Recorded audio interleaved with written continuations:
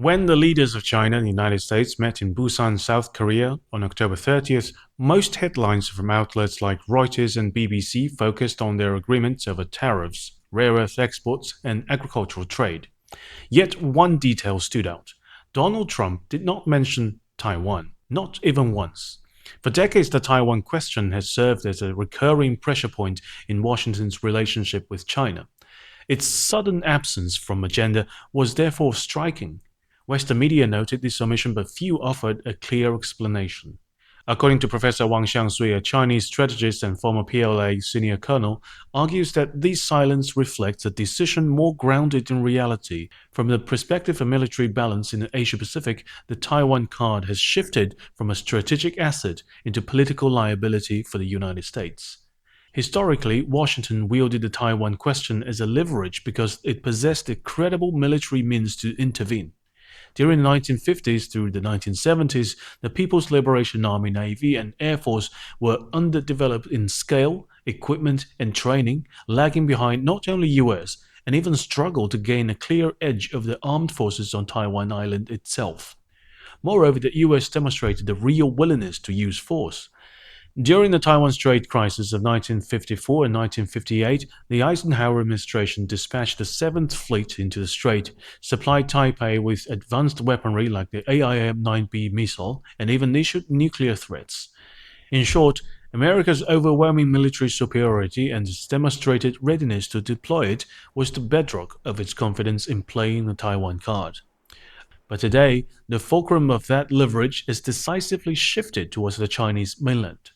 The traditional US intervention playbook relied on 4 interlocking steps: developing carrier strike groups, seizing air superiority, conducting land strikes, and if necessary, providing amphibious or airborne support.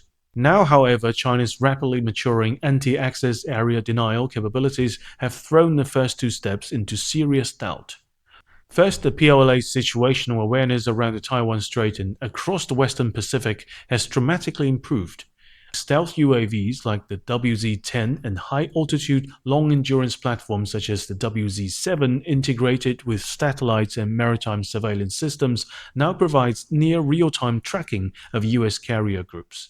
This enables precise targeting and rapid engagement by anti-ship missiles. Second, the deployment of anti-ship ballistic missiles like DF-21D and DF-26 has given China the ability to strike moving naval targets at ranges of 1,500 to 4,000 kilometers.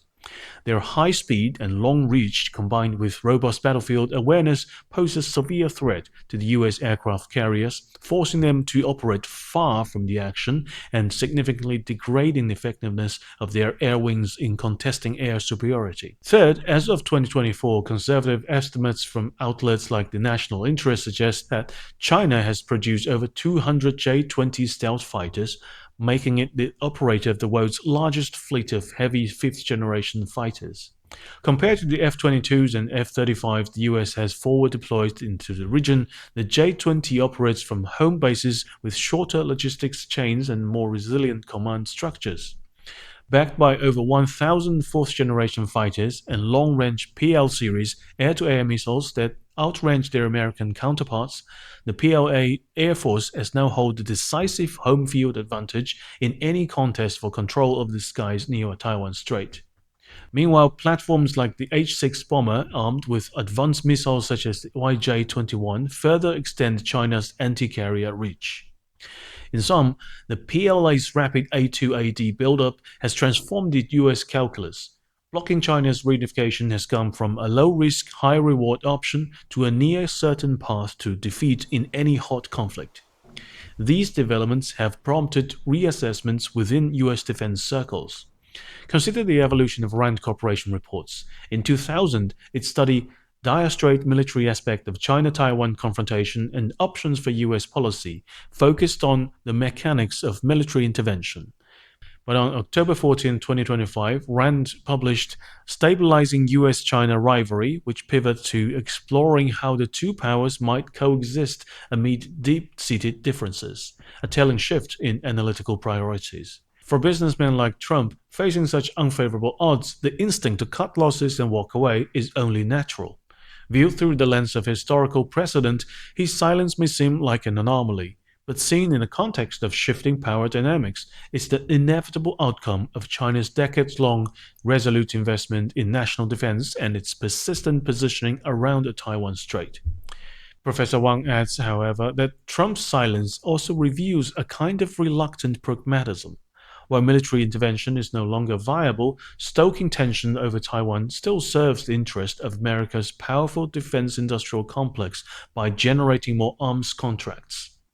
Thus, Trump's attempt to sideline the issue to remove a major obstacle from US-China trade talks must contend with fierce domestic political headwinds and the historical baggage accumulated by past administrations.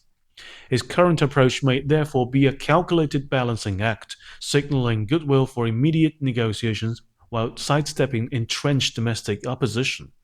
In this sense, his silence speaks volumes, not as a grand strategy, but as a shrewd, if constrained, form of realpolitik. Yet one question remains: how long can such pragmatic silence endure, both in Trump's own resolve and within America's political climate? That, for now, remains an open question. Thank you for watching this episode of Topics. I'm Chris, and see you next time.